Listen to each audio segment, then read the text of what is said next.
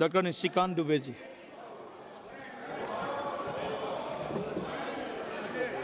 धन्यवाद अध्यक्ष महोदय। वैसे तो माननीय गृह मंत्री जी के और किरण रिजिजू जी के बाद बोलने के लिए कोई विषय नहीं रह गया है, लेकिन सभापति महोदय, मैं 2-3 चीजों की तरफ आपका ध्यान आकृष्ट करना चाहता हूं। एक मुजफ्फर रिजवी जी ने एक शायरी लिखी कि लम्हों ने खता की है, सदियों ने सजा पाई। और क्या सजा है? ये पूरे दुनिया को जानने का सवाल है सर, कि बड़ा चर्चा चल रहा है कि हिंदू वक्फ बोर्ड में क्यों आएगा। पैगंबर मोहम्मद साहब ने वक्फ करने के लिए कहा और मैंने सभी लोगों के भाषण सुने हैं। पहला वक्फ मोहम्मद साहब को जिसने किया वो ज्यूस था, वो यहूदी था चेयरमैन सर, और उसका नाम मुखेरक था। उसने अपने 7 बगीचे मदीना में मोहम्मद साहब को गिफ्ट किए। वो ऊद के मैदान में मारा गया और उसके बाद मोहम्मद साहब ने उसकी प्रॉपर्टी को जब्त करके पहला चैरिटेबल वक्फ स्टार्ट किया। यदि मुसलमानों ने पहला वक्फ नहीं किया, यदि मुसलमानों ने, मैं ऑन रिकॉर्ड कर रहा हूं इमरान मसूद, यदि मुसलमानों ने वक्फ स्टार्ट नहीं किया तो मोहम्मद साहब के सिद्धांत के खिलाफ जाकर आप हिंदुओं को कैसे रोक सकते हो? दूसरा सवाल यह है, यह मैं कोर्ट का आदेश लेकर आया हूं, एमपी वक्फ बोर्ड वर्सेस शुभम शाह, और यह 2007 का ऑर्डर है।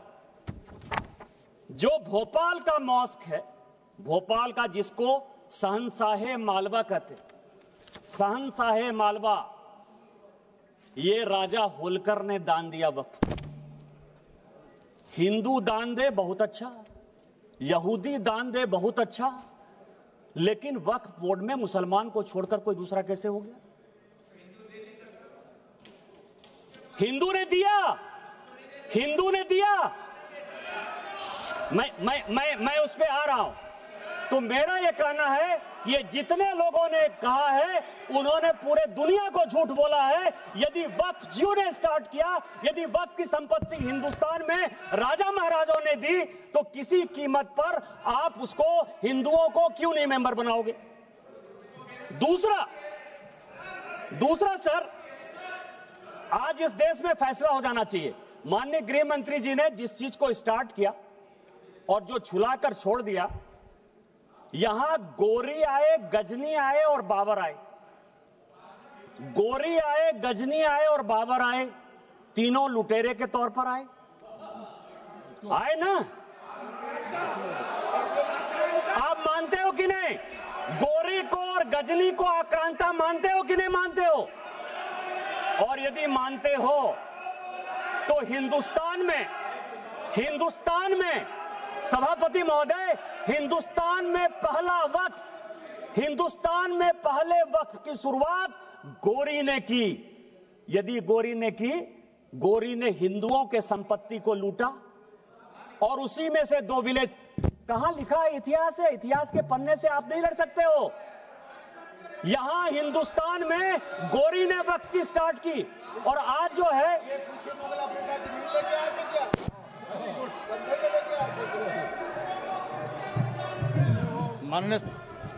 मैं आप शहर को एड्रेस कीजिए, बाकी लोगों को। मैं सभापति महोदय, मैं दूसरी चीज आपको कह रहा हूं। इस देश में यह वक्फ एक्ट आया कैसे? ये जिन्ना को पाकिस्तान बनाने का जिम्मेवार मानते हैं या नहीं मानते? पहले इन लोगों से ये पूछ लीजिए सर, फिर मैं बोलूंगा। यदि जिन्ना को मानते हैं, ये मैं पेपर लेकर आया हूं सर। 1910 में कांग्रेस पार्टी ने मुंबई से एक रिजर्व सीट जो मुस्लिम की गई, उससे जिन्ना को मेंबर ऑफ पार्लियामेंट बनाया और उन्होंने 1911 में मुसलमान वक्फ बोर्ड बनाया। ये प्राइवेट आदमी ने बनाया, जिन्ना ने बनाया, जिसने पाकिस्तान बनाया, और आज फिर वक्फ के नाम पर ये इस देश का बंटवारा करना चाहते हैं।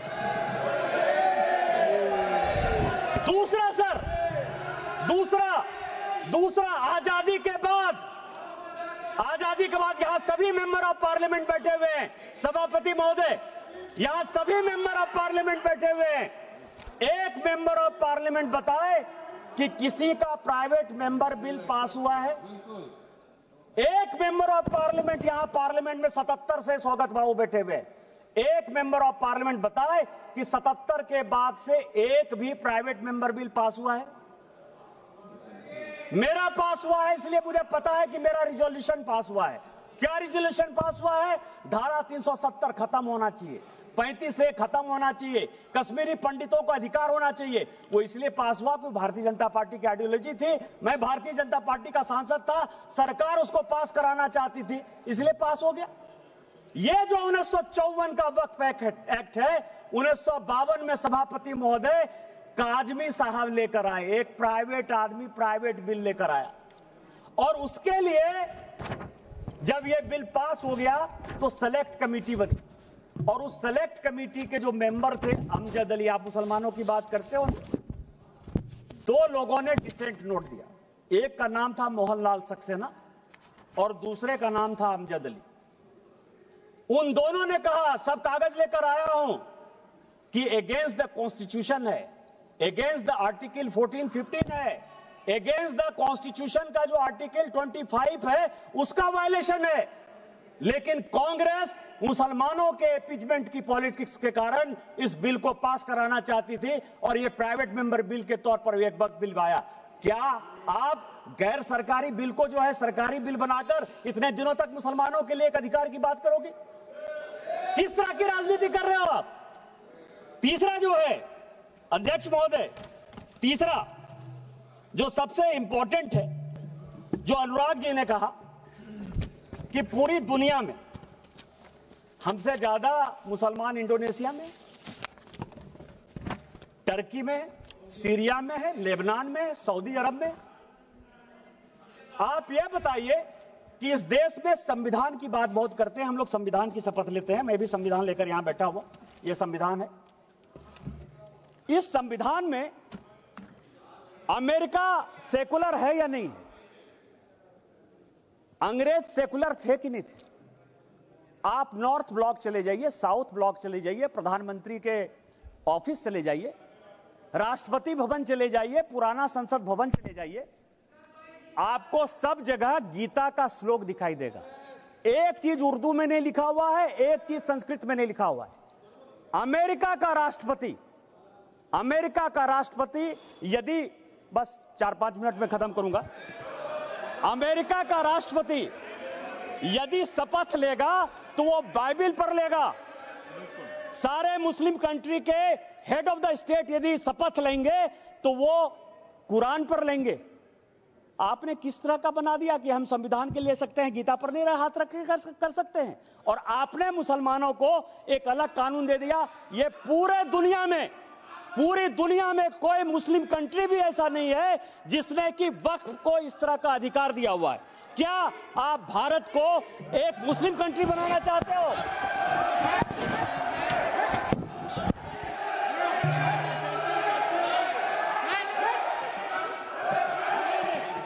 मैं सभापति महोदय इस सदन की जानकारी के लिए 1947 में जब जवाहरलाल नेहरू ने शपथ लिया ना प्रधानमंत्री पद का, तो यह संविधान नहीं था। उन्होंने गीता पर हाथ रखकर जो है शपथ लिया था प्रधानमंत्री का। उनको आप सेकुलर मानते हो कि नहीं मानते हो? मैं भी पूरा पढ़ के आया। गीता पर हाथ रखकर, यह संविधान की शपथ नहीं ली थी नेहरू ने, उन्होंने गीता की शपथ खाई थी। क्या आप उनको सेकुलर मानते हो कि नहीं मानते हो? तीसरा सर, यह जो वक्फ है, अभी बहुत चर्चा चली सर कि वक्फ में वक्फ अलग है, रिलीजन अलग है। सुखदेव जी बैठिए, सुखदेव जी बैठिए। सभापति महोदय, मेरे यहां 12 ज्योतिर्लिंग का एक ज्योतिर्लिंग है। विधानसभा ने कानून बनाया है और उसका सचिव मेंबर ऑफ पार्लियामेंट होने के नाते मैं उसका ट्रस्टी हूं। मेरे पहले जो सांसद थे फुरकान अंसारी, वो उसके ट्रस्टी थे, और अभी 6 महीने पहले तक हाफिजुल हसन एक मुसलमान हमारे बैद्यनाथ ट्रस्ट का सेक्रेटरी है। आप किस तरह की बात कर रहे हो? आपका तो एक उदाहरण दे दो। मैंने दे दिया उदाहरण, मेरा ही उदाहरण है, और आज आप इस तरह की बात करते हो। तीसरा सर, बस चेयरमैन सर, दो चीजें और भी बहुत इंपॉर्टेंट है, मैं लेकर आया हूं सर। एक इवैक्यू प्रॉपर्टी एक्ट बना।